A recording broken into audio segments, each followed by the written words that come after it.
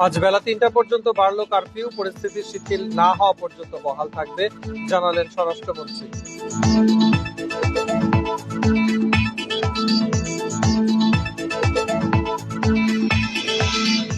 Voter নিয়ে appeal বিভাগের পূর্ণাঙ্গ বেঞ্চে শুনানি আজ, হাইকোর্টের রায় বাতিল চাইবে রাষ্ট্রপক্ষ।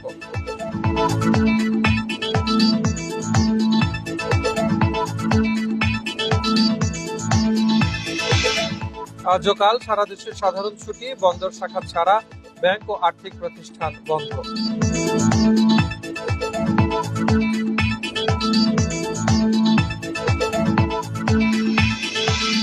বাজারে বেড়েছে সবজি, ডিম সহ নিত্যপণ্যের দাম, সরবরাহ কমের অজুহাত বিক্রেতাদের।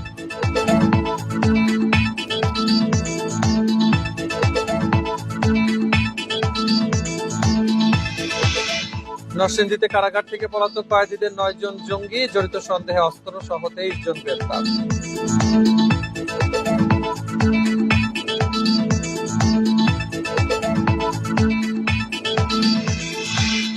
স্বাগত বিরতিহীন ইন্ডিপেন্ডেন্ট সংবাদের সাথে আছে মুজাহিদুল ইসলাম। শিরোনাম শুনছিলেন, এবারে বিস্তারিত। কারফিউর মেয়াদ রোববার সকাল 10টা থেকে বাড়িয়ে বেলা 3টা পর্যন্ত করা হয়েছে। এরপর বেলা 3টা থেকে 5টা পর্যন্ত 2 ঘন্টা বিরতি দিয়ে পরবর্তী নির্দেশ না দেওয়া পর্যন্ত বলবৎ থাকবে কারফিউ। শনিবার রাতে ধানমন্ডির বাসভবনে এক ব্রিফিং এ এই তথ্য জানান স্বরাষ্ট্রমন্ত্রী। স্বরাষ্ট্রমন্ত্রী আরো জানান, গেল নির্বাচনের আগে এই ধরনের নাশকতার সিদ্ধান্ত নিয়েছিল বিএনপি জামাত, এমন গোয়েন্দা তথ্য ছিল। এর আগে শনিবার জারি করা ডিএমপির এক বিজ্ঞপ্তিতে বলা হয়, কারফিউতে কোনো ধরনের নৈরাজ্য করলে দেখা মাত্র গুলি করা হবে। ডিএমপি কমিশনার হাবিবুর রহমানের স্বাক্ষর করা ওই বিজ্ঞপ্তিতে আরো বলা হয়, কারফিউ না মানলে 1 বছরের জেল দেওয়া হবে, পাশাপাশি জরিমানা করার কথাও বলা হয়েছে।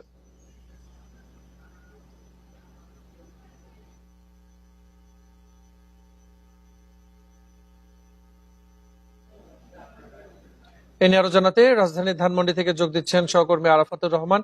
আরাফাত, কারফিউর মেয়াদ আরো বেড়েছে এবং সেটি আগামীকাল দুপুর 3টা পর্যন্ত বলবৎ থাকছে। এর বাইরে আসলে আর কি সিদ্ধান্তগুলো নতুন করে এসেছে?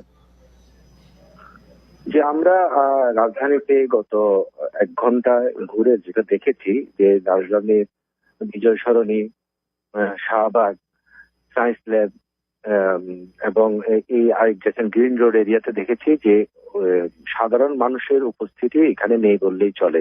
ঔষধের দোকান ব্যতীত অন্য কোনো দোকান আসলে এখানে খোলা নেই এবং সাধারণ মানুষের উপস্থিতি কম। কিছু কিছু আবাসিক বাসার সামনে 2-1 জন মানুষ বা যারা আছেন এরা হয়তো একটু বেরিয়েছেন, কিন্তু খুব কঠোরভাবে এটি নিয়ন্ত্রণ করা হচ্ছে। আর বড় বড় পয়েন্ট গুলো যেমন বিজয় সরণি, গণভবনের আশপাশ এরিয়া এবং শাহবাগে সশস্ত্র বাহিনীর, পুলিশের বড় বড় চেকপোস্ট আমরা দেখতে পেয়েছি এবং এই চেকপোস্ট গুলোতে সবারই চেক করা হচ্ছে এবং তাদের উদ্দেশ্য জানা হচ্ছে। এবং আমরা দেখেছি যে শাহবাগ মোড় থেকে যেটি ঢাকা মেডিকেলের দিকে গেছে, ওইখানে বেশিরভাগ রুগীর কথা বলা হচ্ছিল, যে রুগীর কথা বলা হলে সেগুলো ছেড়ে দেওয়া হচ্ছে।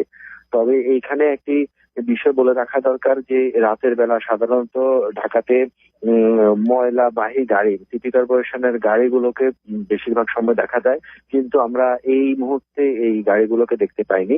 আর একটি বিষয় হচ্ছে যে ছোট ছোট যানবাহন যেমন রিক্সা আমরা দেখতে পাচ্ছি, ব্যাটারি চালিত রিক্সা রাজধানীর বিভিন্ন জায়গায় চলছে। বিভিন্ন প্রয়োজনে মানুষ যেতে পারছে, তবে বিভিন্ন চেকপোস্ট গুলোতে এই সবাইকেই তাদের যাওয়ার বিষয়ে বা বের হওয়ার বিষয়ে সুনির্দিষ্ট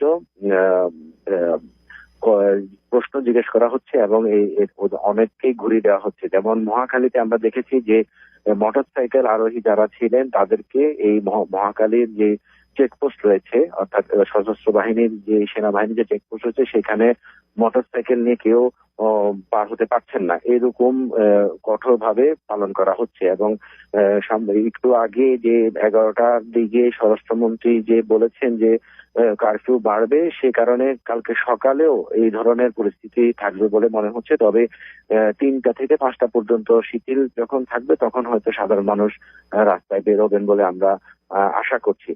আর বিভিন্ন সময় আমরা দেখতে পাচ্ছি যে যারা বেসরকারি প্রতিষ্ঠানে কাজ করেন বা সেবার সাথে জড়িত তারা সিএনজি বা নিজস্ব যানবাহনে ঘোরাঘুরি করছেন। অ্যাম্বুলেন্স আমরা দেখতে পাচ্ছি, অন্যান্য সময়ের তুলনায় অ্যাম্বুলেন্সের উপস্থিতিও রাজধানীর বিভিন্ন সড়কে বেড়েছে।